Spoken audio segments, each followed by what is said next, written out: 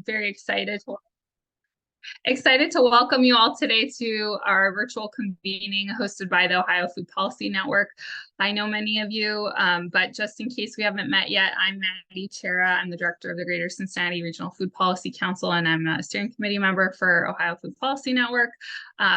You might be used to seeing Amanda Osborne here, but we're trying to diversify who's, managing our virtual convening. So I'm going to be co-hosting this one. And if you're not super familiar with Ohio Food Policy Network, it's a grassroots network that represents interested people and organizations in our state who share values and a common vision for the food system in Ohio. Our network allows us to share and develop the skills and expertise that we need to grow and develop a food system that supports and serves all Ohioans. Ohio Food Policy Network serves as the social scaffolding to connect people across sectors and geography. And I'm going to put just a couple links in the chat here so that if you are curious to learn a little bit more about Ohio Food Policy Network, you can refer to those sites for a little more information. The other thing that I just wanted to share before we get into our main topic for today is a reminder about the upcoming Ohio Food Policy Summit, which will be, it's almost October, so it's only a few weeks away, Friday, October 20th. It's going to be called, the summit theme is Nourishing Tomorrow, a Forward-Looking Ohio Food Summit. It will be an all-day event that will be in Columbus. And so I will put the link to register for that to join us there at that really exciting annual summit and that annual event. We're going to have many different speakers from across Ohio. So it's going to be a great time to come together and network and learn and share. So let me put that in the chat as well. And today we're really excited to be discussing the topic of, oh, and of course I'm like, what's the topic we're talking about? We're going to be talking today about food waste policy opportunities and climate resilience. And we're going to be focusing on some different issues related to what's happening in our national partners at the Natural Resources Defense Council and other across Ohio and the country. Of course, my computer is freezing slightly. Give me just a minute to pull up my notes here. We're so excited to have Nina Sevilla here today from Natural Resources Defense Council. And Nina's going to be sharing with us all about the many various issues related to policy opportunities with food waste. And before I hand it over to Nina, I wanted to just share a few reminders about using the Zoom. Feel free to use the chat box and the Q&A box to submit comments or questions. And questions may be answered live or at the end of the call. We are going to reserve some time at the end of the call to really focus on that. And additionally, the presentation will be recorded and shared through our listserv by early next week. So you can look forward to being able to share that with your networks. And next, I'm going to pass it over to Nina so that she can go ahead and enlighten us with some of her expertise. So take it away, Nina. Thanks, Maddie, and good morning or afternoon, everyone. Thank you so much for having me, and happy Friday. My name is Nina. Like Maddie said, I am a food systems program advocate at the Natural Resources Defense Council, and I'm actually based in San Francisco, so hence it's still my morning. And with further ado, I will start sharing my screen. All right. That should be good. Great. So like Maddie said, I am here to talk about food waste policies and opportunities. I will start by giving an overview of the issue of food waste very briefly, as well as talk about NRDC's work in the space and highlight our Food Matters project. I see some of our partners on the call today, so that's super exciting. And then I'll kind of take us on a journey through talking about federal policy and state policy, and we'll have some time at the end, like Maddie said, for questions. So feel free to drop them in the chat as we go, but I'll probably wait to the end to start addressing stuff. So starting really quick with NRDC is a national nonprofit. We work on an array of environmental issues from land use to oceans to urban sustainability to food systems where I sit. And I also wanted to highlight that my team is a part of the Zero Food Waste Coalition, which we launched earlier this year.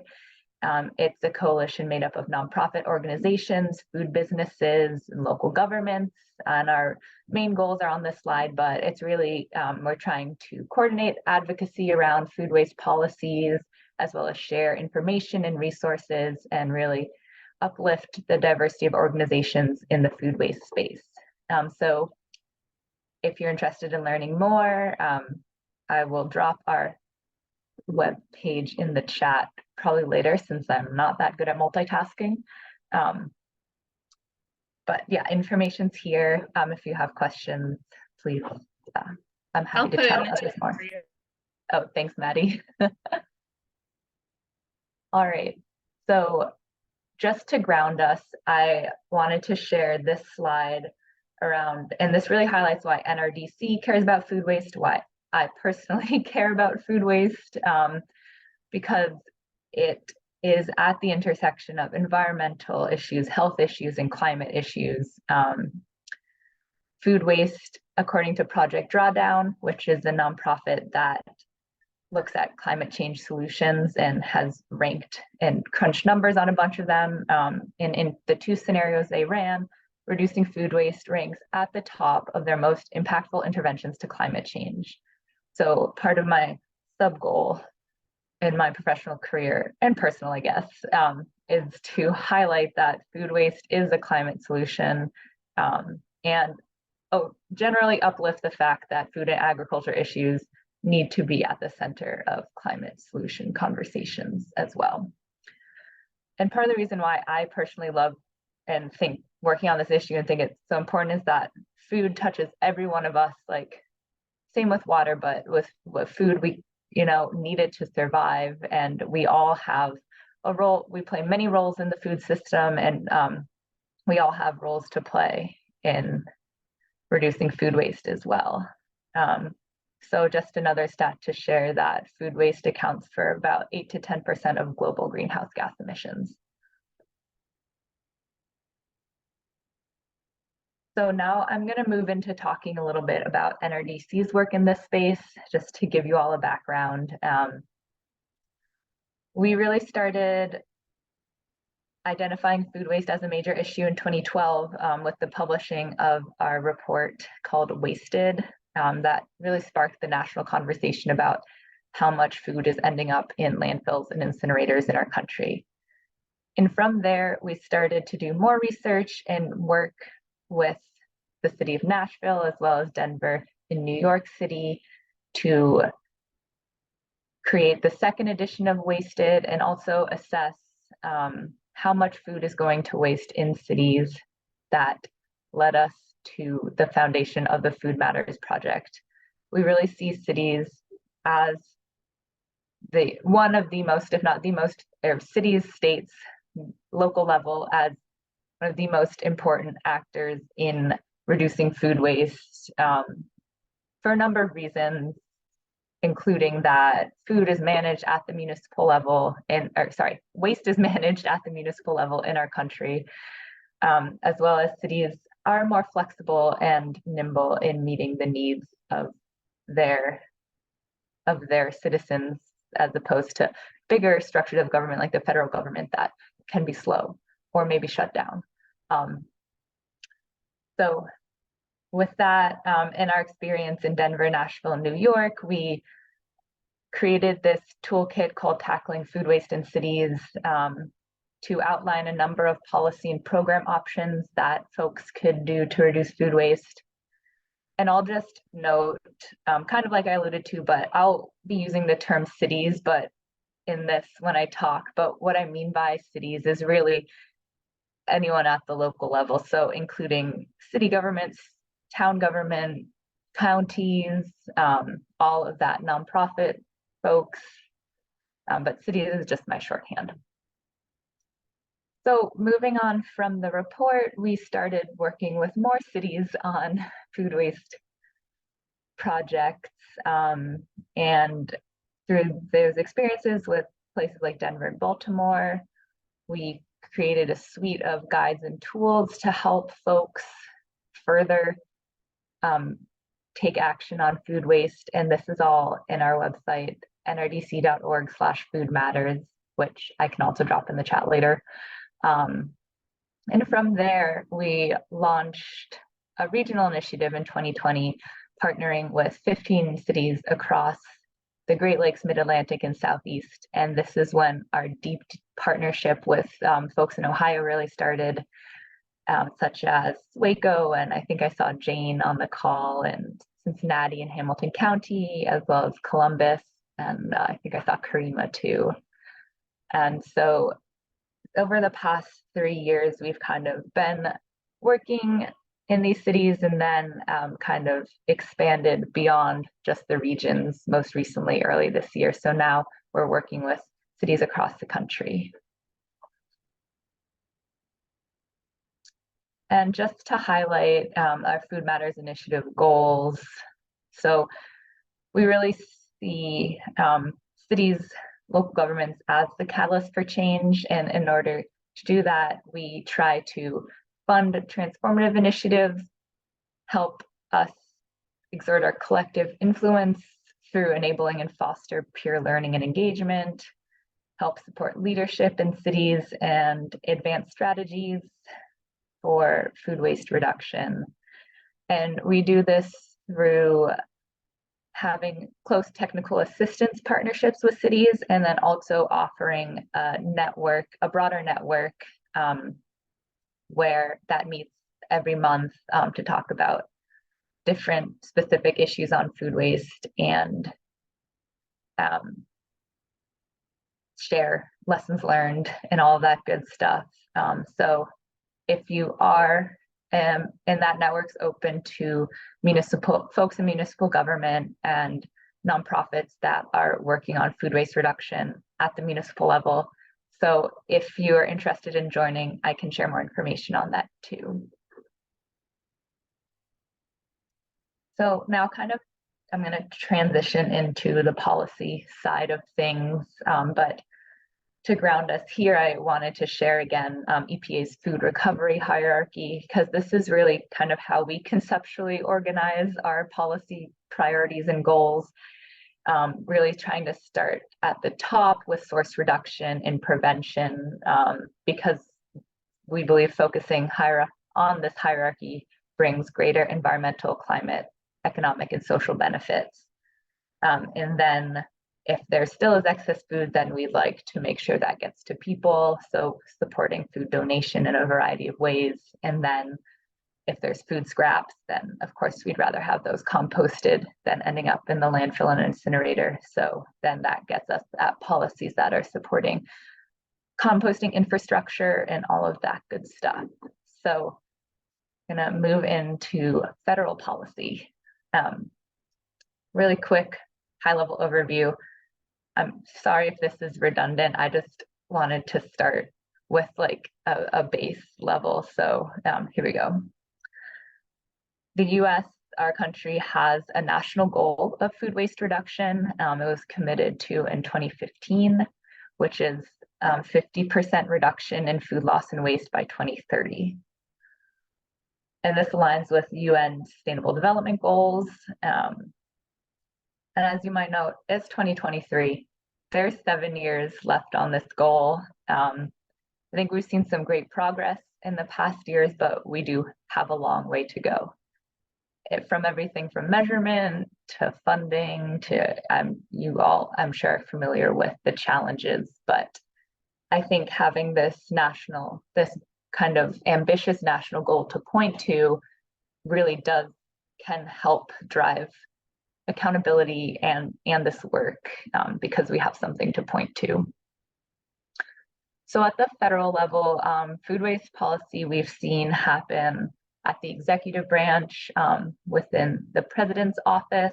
President Biden about a year ago actually hosted the second ever conference on hunger, health, and nutrition. The first one was in the 60s and he brought it back.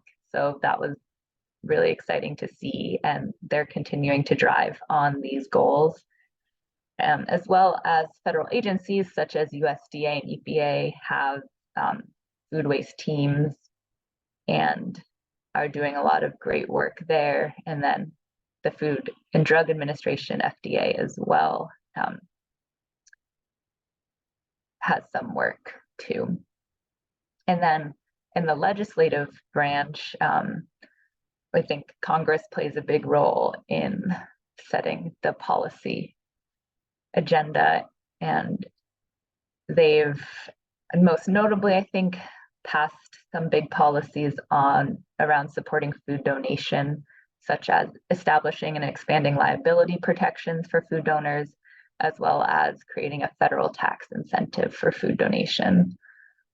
And the main roles I see the federal government as like playing in this space in food waste policy are, number one, funding, offering the money, and they can often leverage more money than states or even municipalities can. So that's a huge one. Another one is regulations and procurement, which I'll talk about a little later. And then, of course, research, which is kind of tied to funding because they're funding research and stuff. So moving on, I'm going to highlight a couple examples in these buckets. So around the funding piece, in last year, we saw in the Bipartisan Infrastructure Act, they committed $70 million a year to supporting municipal recycling education and improvements to waste management systems. So this could help support composting and separating food scraps, as well as education around food waste reduction. The government has also funded a multi-scales recipes project, which is a network of higher education institutions and researchers. I know Ohio State's a part of this. So that's super exciting. And then annually, the USDA runs a smaller but no less significant grant program called the Community Compost and Food Waste Reduction Grants, which have been instrumental in supporting local work on food waste reduction. So we continue to support and love to see these. And I just quickly wanted to share a few recent food waste policies that we're watching and have been introduced across the past couple of years, and I'll highlight which ones are active. So the Zero Food Waste Act and Compost Act are currently introduced in this year's Congress, and these would help support the expansion of food waste reduction and management across the country. A couple other ones that are great is the School Food Recovery Act, which would help provide grants to schools to work on food waste reduction projects. One that is super exciting that passed at the beginning of this year is the Food Donation Improvement Act. So this one expanded liability protections to more types of food donations.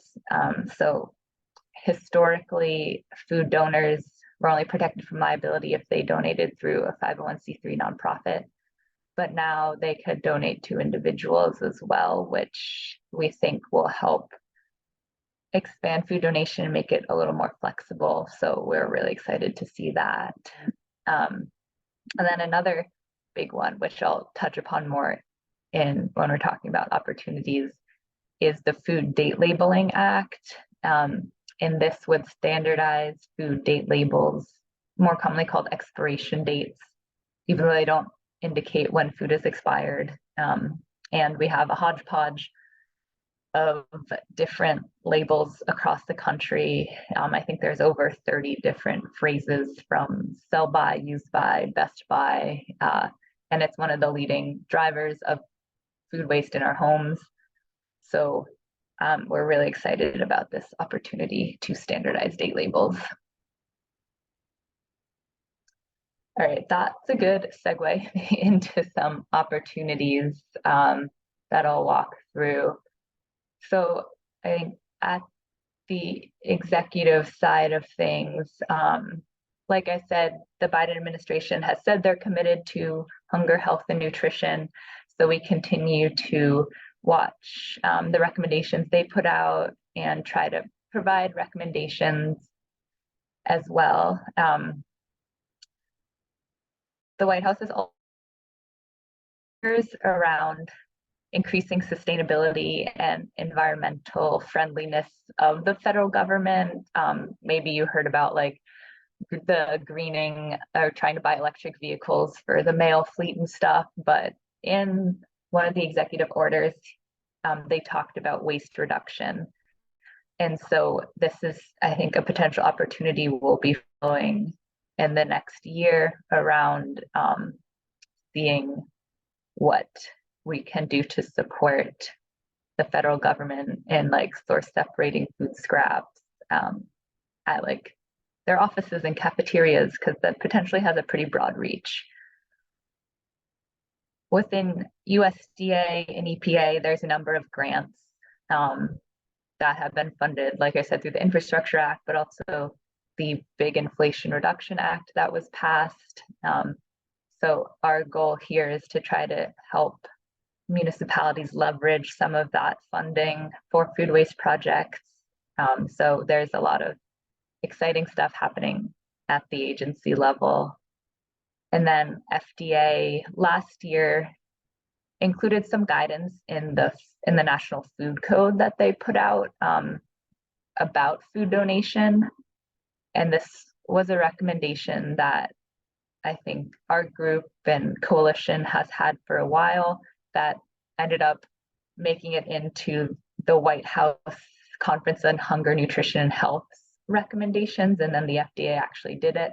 So that was really exciting to see, and we'll continue to push for like more details and clarification on food donation in the food code as well. So moving on to legislative policies, some opportunities for including food waste policies are in the following bills that I've listed.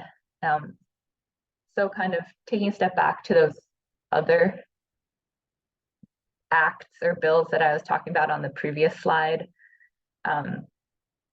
It's really hard right now for a single act like the Compost Act to become a law on itself. It's the path for it to become a law is much more likely to happen if it's included in a larger package, such as the Farm Bill or other big laws like we've seen the Infrastructure Act or the Inflation Reduction Act. So that's kind of how things are working right now. So our goals are to include those more specific food waste reduction policies in these bigger policy packages. So right now, most of our energy is focused on the Farm Bill. It is a Farm Bill year. The Farm Bill happens supposedly every 5 years, and this is a big bill that funds the USDA as well as a lot of farming related programs and SNAP, the supplemental nutrition. But yeah, I actually am going to blank on I always blank on the acronym, but the Farm Bill funds SNAP, it funds crop insurance, it funds commodity, it like establishes prices for commodities. That does a number of things. And we think there's a lot of opportunity for it to address food waste as well, which I'll get into in a little bit. Another big bill package that we track is the Child Nutrition Reauthorization. And this bill is specifically around after school meals and addresses school meals more specifically too. This bill is supposed to happen every 5 years as well, but it hasn't been updated it recently. So we think that there's an opportunity here. I was just trying to remember the date, but I'm going to say the wrong date, so I will hold off on giving a date, but I can look it up. And then another potential opportunity that we're starting to look into is around the National Defense Authorization Act. This is another big package that needs to pass every year and is always bipartisan.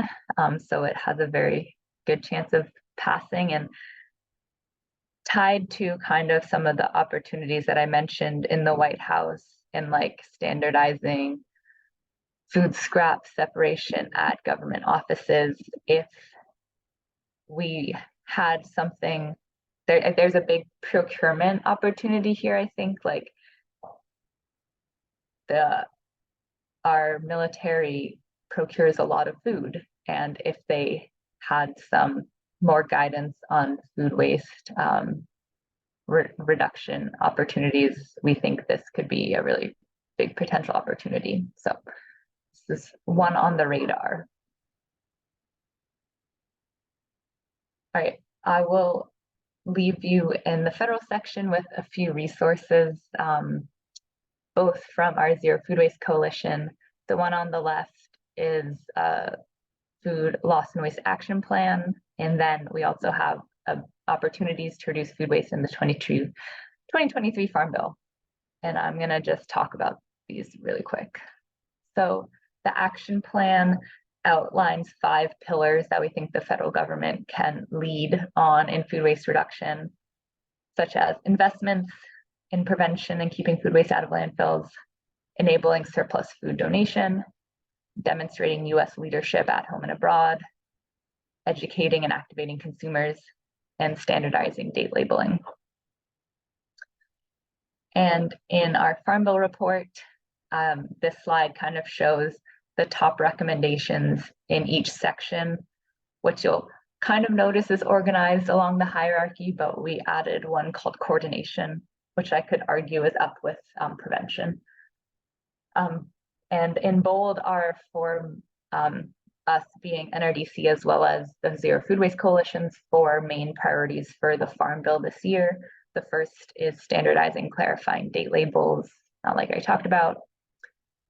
Second is providing planning and implementation grants for states and organic waste bans. And the next ones are creating an Office of Food Loss and Waste within USDA. So to give a little more color to what I was saying about USDA before, the 2018 Farm Bill authorized a position of food loss and waste liaison. And so right now, one of our colleagues, Jean Busby, holds that position. However, there's so much more we think that could be done in terms of research and coordination and all of that. So we think having more staff and a better resourced office could really make a difference. So that is why that is one of our recommendations and goals. And then the last is just supporting increased research on food loss and waste. USDA has a number of research things going on already, and we think that just adding the food loss and waste as eligible for those research grants is maybe a kind of low lift that could help in this space as well. Okay, now I'm going to move on to state policy. And I will caveat this by saying I work much more at the federal policy level, and my other colleagues are doing more at the state. So I'm going to do my best to answer your questions and go through all of this, but just wanted to start with that. So because food is, or I keep saying that, because waste is managed at the municipal level in our country, state governments have, I think, more dynamic roles to play. Some opportunities are around organic waste bans and supporting infrastructure supporting prevention and education, all of that, as well as procurement opportunities and promoting food donation. So the image on the right is from the ReFed's Policy Finder. And this is a really cool tool that they highlight. It covers state and federal policy, but the state policy map is one of my favorites. And I've just taken a screenshot of states and municipalities that have organic waste bans, but they also track a few other state policies like date labels and food donation related things. But I wanted to include this so you could take a look around and also just show an example of what the organic waste ban landscape looks like in our country right now. So the darker green ones have stronger organic waste bans, and then the little circles are cities. And an organic waste ban is essentially saying that you can't send organic waste to a landfill. And this has been a really proven effective way to divert food scraps, support composting infrastructure and other things that will keep food out of landfills. So California and Vermont, you can see, have the darkest ones. I'm happy to talk more about those if you'd like. But I will move on to showing, and here I kind of combined resources and opportunities into this section. So the two resources I'm going to talk about are, the one on the left is a series of reports that my team did with all of the states that were in our regional initiative. And we call them food waste policy inventories and gap analysis. So we looked across 10 categories of policy in each state and identified if the state had no policy, a weak policy, or a strong policy in this area. And the goal is to help take an inventory and maybe drive some action. And then the one on the right is made by the Zero Food Waste Coalition, and it goes through a number of model policies that could be enacted at the state level to reduce food waste. And I'll speak more about that too.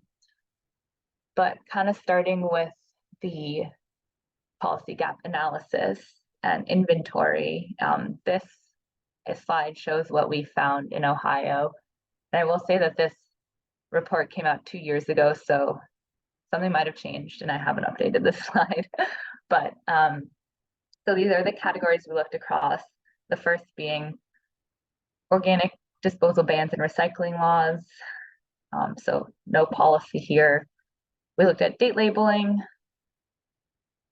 We looked at food donation liability protections, tax incentives, permitting for organics processing infrastructure, food safety policies, if food systems plans, goals, and targets existed, plans targeting solid waste, climate action goals, and grants and incentive programs. Maybe wondering what differentiates a weak from moderate to a strong policy. And to that, I would have to say, I will also have to look at the report because I did not work on this project directly. But what I think creates a strong policy is one that is detailed, that includes discussion of prevention, that has accountability or measurement built in, and probably has funding. That's what I would guess. And then moving on to the state toolkit that I mentioned. So the toolkit is split up across these 6 different themes. And then it has example model policies from municipalities under each theme. And these bullets below. So we have an organic waste ban model policy, food donation requirements, all of that good stuff. So this is a super exciting resource that was launched a couple months ago, and I think could really help further policies.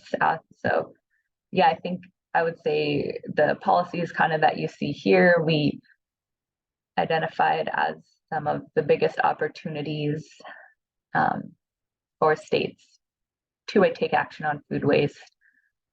One I'd like to highlight is compost procurement. We think there's a really exciting opportunity here for states, but as well as at the city level to have compost procurement policies. And this would really help drive end markets for compost made from food scraps. So I know this is a lot of information on this slide. Happy to get into more detail if you'd like. And then lastly, I just wanted to leave you with this very wild slide that shows all of the Food Matters resources that NRDC has. So when I was kind of going through the timeline, I showed that we've been working on a number of tools and guides and different things. So this is an attempt at putting them all in one place. So starting at the top, we have Food Matters reports about what food is wasted where in cities.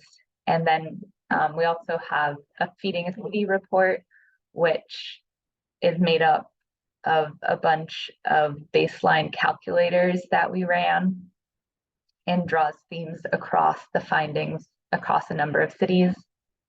And our baseline calculator is actually one of the tools that I put in our Rethink bucket over here.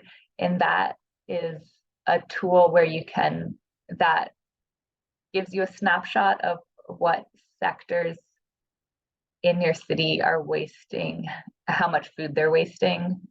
So you put in a couple numbers like how many hotels you have and restaurants of different sizes and grocery stores. And then it will give you an estimate of how much food is wasted in your area.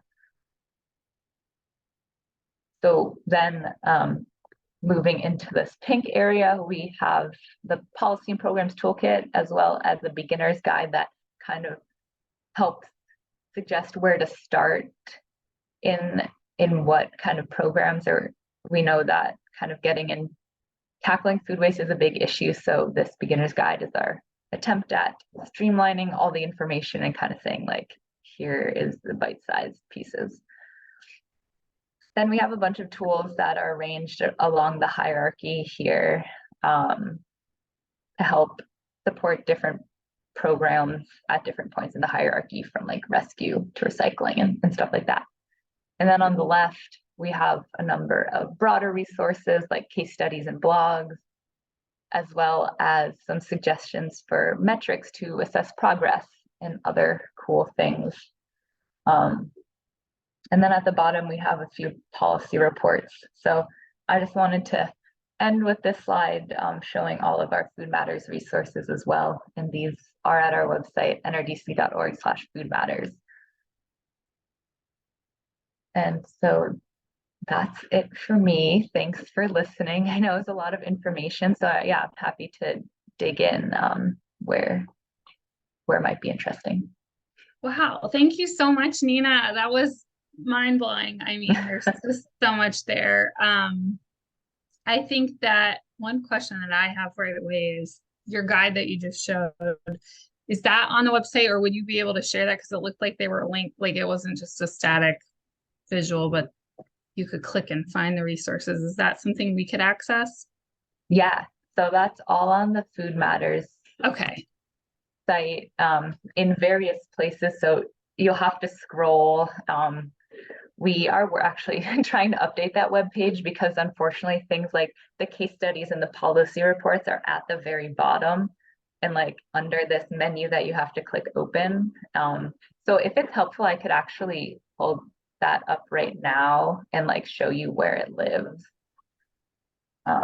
Yeah, I think that would be helpful because I was trying to follow you and put stuff in the chat as we went, but I just know there's a ton of information. So maybe taking a minute to do that.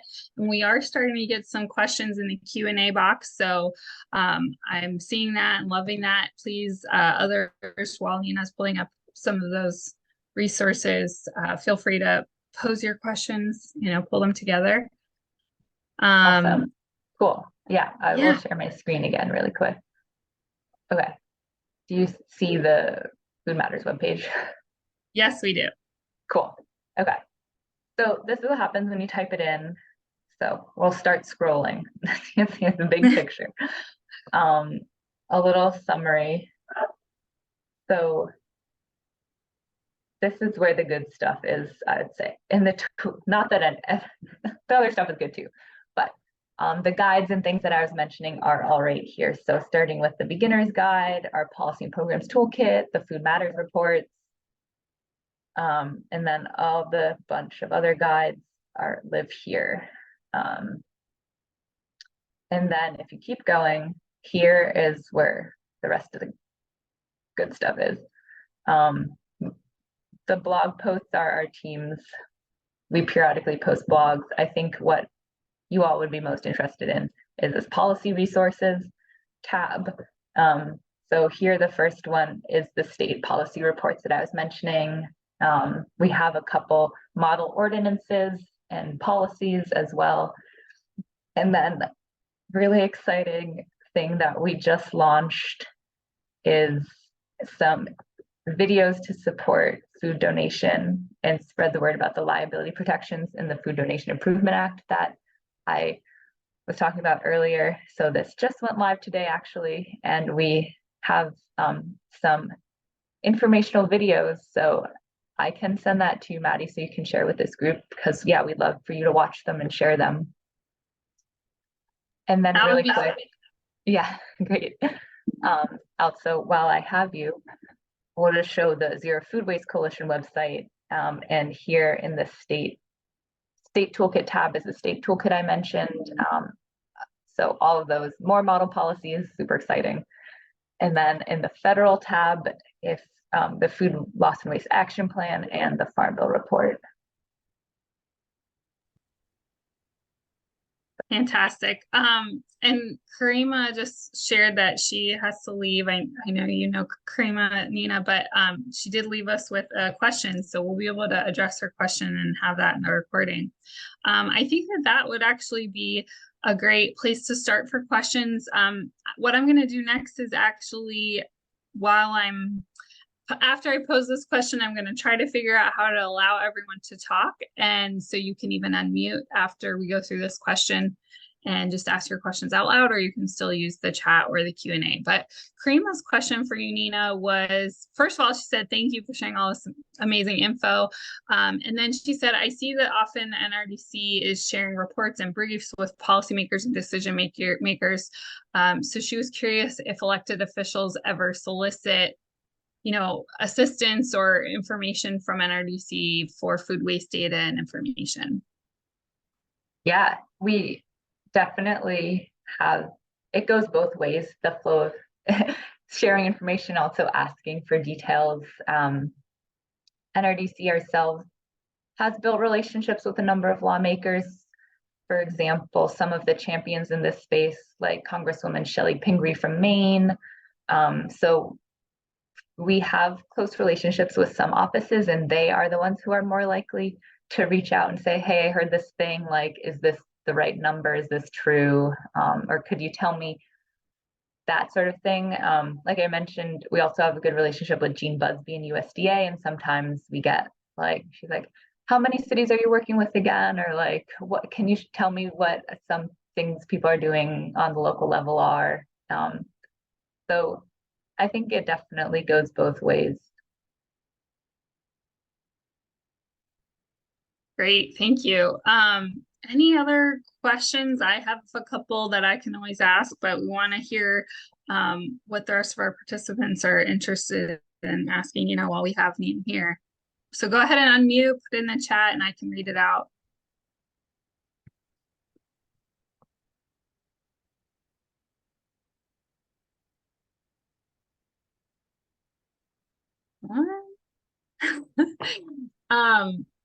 Well, I can continue us on, Nina.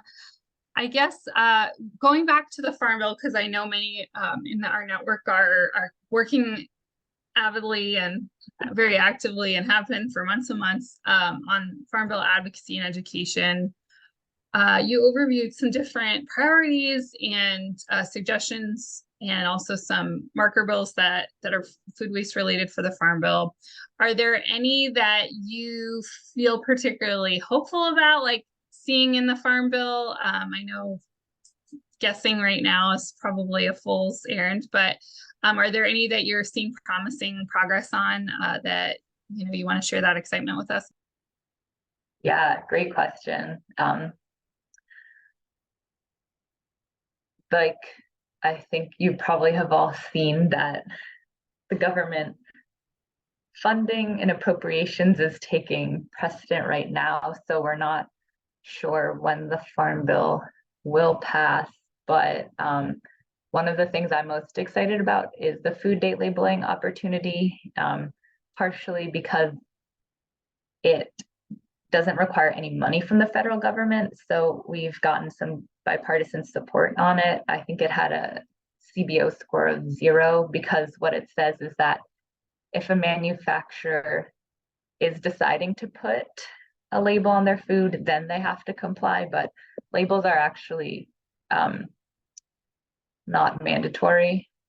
So there's this law isn't mandating something. So it actually has more bipartisan support. The one tricky thing about the bill is that in the House, it was assigned to the Ag Committee and a different committee, and I'm blanking right now, but it needs a waiver from the other committee to get solely put in the Farm Bill. So there's some strategizing and stuff that is going on to try to get it in the Farm Bill.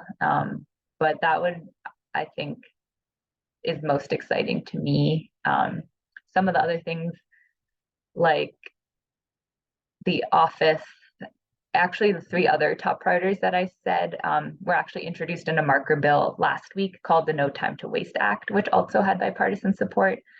The outlook of all of that stuff, the office, more funding, and expanded research getting included, I'm not fully sure, but I think some of the pieces that cost less money have a higher chance of getting included. And one of the things that I hope would be included is that currently the community compost and food waste reduction grants that I mentioned are only eligible for municipal and local level. But one of the things we've heard and recommendations that we made is to make it available at the state level for state agencies too. And that is one provision that's in the No Time to Waste Act. And I think something like that could be really easily included in the base text of the Farm Bill, because that is not too controversial. That's so helpful. Yeah, to think. I mean, politics is political, so we gotta think about those practical considerations. That's really, really insightful. Thank you, Nina. We had another question in the chat from Carol, who was asking if you could share or point us towards percentages of food waste generated at various levels, like production, distribution, retail, institutional, and residential. Yeah, so I did not include a slide on that, so I'm sorry. But the 2 great data sources that we look to are EPA and then ReFed. The organization has this cool data visualization tool called the Insights Engine that breaks it up. So I'm trying to find the links to put in the chat. So between those 2, the percentages vary slightly, but overall the big picture is the same. And that is at the household level, that is where most food waste is generated. The residential sector is the largest generator of food waste. And then after that, we have food businesses and groceries. And then I believe it's farms and then manufacturing. that's kind of how we typically break up the sectors. And I am looking for the links. Great. I think both Amanda and I were trying to Google quickly and help, but that's really helpful. And if you find additional links, I know there's a lot of resources, so no shortage of places to look for information, but it's helpful to have your guidance. What other questions do folks have? Feel free to unmute and ask Nina directly. And while we're waiting for questions, just to add on that last point, that's one of the reasons why I think we all have such a big role to play in food waste reduction, is that when added all together, our food waste is happening most at our homes. Whereas like other climate solutions, it seems like my individual actions might not make such a big dent. Like if I take a couple minutes shorter shower, but if we can reduce food waste in our homes, that'll actually have a very big impact.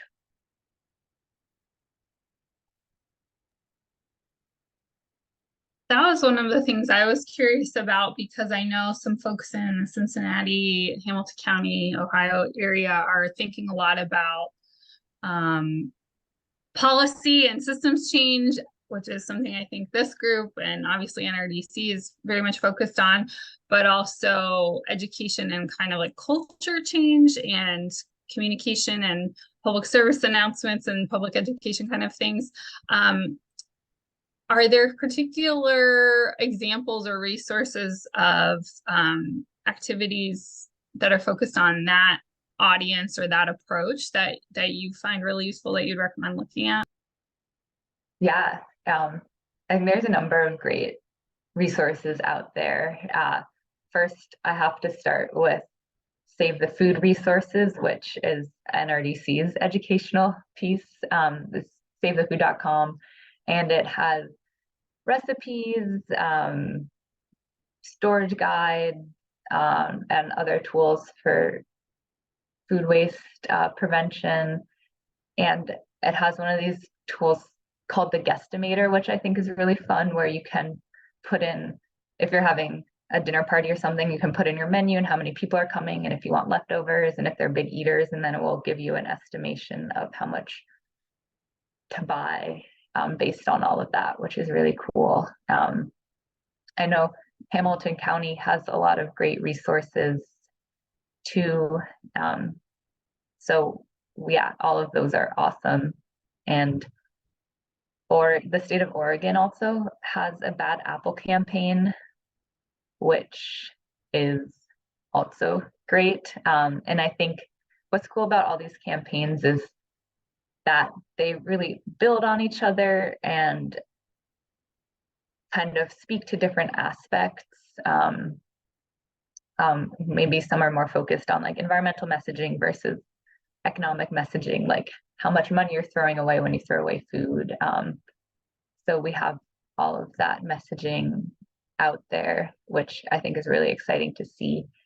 And I didn't mention when I talked about the No Time to Waste Act, but in that act, they also included some money for the USDA to work on education and start maybe a more coordinated education campaign at the federal level, which is super exciting to see.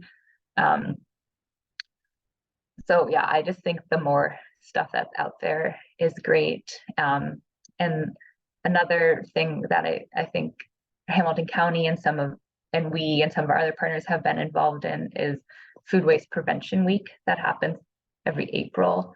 And it's run by a group that's made up of nonprofits and local government and some companies too, I think.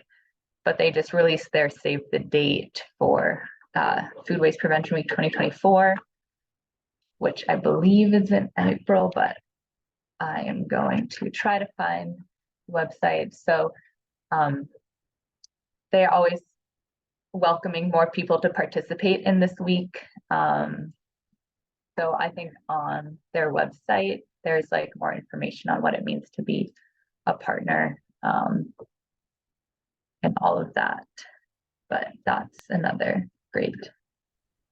Oh, that's a good one. Thank you for mentioning that. And we love celebrating a specific week is always something you can rally people around and communicate about.